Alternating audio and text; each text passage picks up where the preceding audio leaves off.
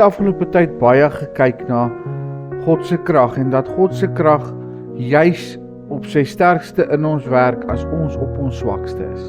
Want God word nie afgestoot deur ons swakheid nie, word nie afgestoot deur ons gebrekenheid nie, en baie keer kry jy mense wat sodra jy begin swakheid wys en sodra dit nie meer met jou goed gaan nie, dan vermy hulle jou en hulle bly weg van jou af.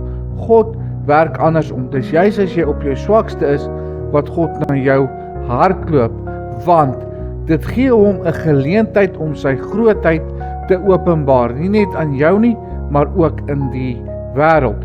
Ons hoef nie moed op te gee nie. Jou storie is nie klaar geskryf nie. God is nog besig met jou storie. Psalm 94 vers 14 sê, want die Here sal sy volk nie verstoot nie en sy erfdeel nie verlaat nie.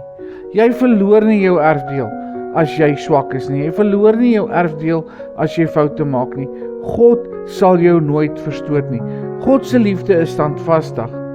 Selfs in tye wat jy onseker is, selfs as jy nie voel om aan te gaan nie, selfs as jy moedeloos raak, sal God jou nooit los nie. Hy neem jou swakheid en gebruik dit om 'n getuienis te word van sy genade, sy getrouheid en sy krag. Wanneer jy deur moeilike tye gaan en mense jou aanvat en jy nie regtig weet hoe om 'n saak te hanteer nie, sê Spreuke 15 vers 1 vir ons, 'n sagte antwoord keer die grimmigheid af, maar 'n krenkende woord wek toorn op. Dit beteken, as jy moedeloos raak, om nie negatief te raak nie, om nie negatief te spreek nie, maar om dinge te probeer uitsort na die beste van jou vermoë. In oomblikke van pyn, in oomblikke van moeilikheid, in oomblikke van swakheid, is dit maklik om op jou emosie te reageer. Maar jou emosie moet jou nie define nie. Wat jou moet define is God se krag en die Heilige Gees. Moet nooit oorgee aan jou emosies nie, maar gee oor aan die Heilige Gees om jou situasie te hanteer en sodat jy sy vrede kan ervaar. Want God genees en herstel ons in Jeremia 30 vers 17, want ek sal jou herstel en jou genees van jou wonde, spreek die Here.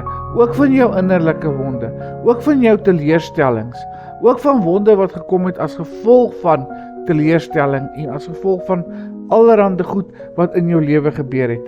Die wonde wat jy nou dra, gaan nie vir ewig bly nie, want God is jou geneesheer. God is die een wat jou 100% herstel. Hy is getrou om jou gebroke mens weer heel te maak. Ons moet glo en vertrou dat hy besig is om iets nuuts en mooier te vorm as wat ons kan dink, ons gedagtes kan bepaal. Want God is besig in ons lewens. Ons ervaar dit dalk nie, ons sien dit dalk nie, maar God is besig vir jou iets moois te doen. Here, ek bring vanmôre ons swakheid na U toe. Vader, en ek kom vra dat U ons sal herstel. Ek kom vra dat U vir ons die wete sal gee dat U ons nooit alleen sal los nie. Vader, ek wil bid om my te help om my emosies te beheer en liewer te gaan op dit wat U van my sê. Here, help ons om vredemakers te wees. Help ons om U te loof en te prys, selfs al is dit moeilik, self in ons swakheid. Vader, en ons dankie dat ons weet dat ons lewens is in U hande. Ons eer en verheerlik U naam. Amen.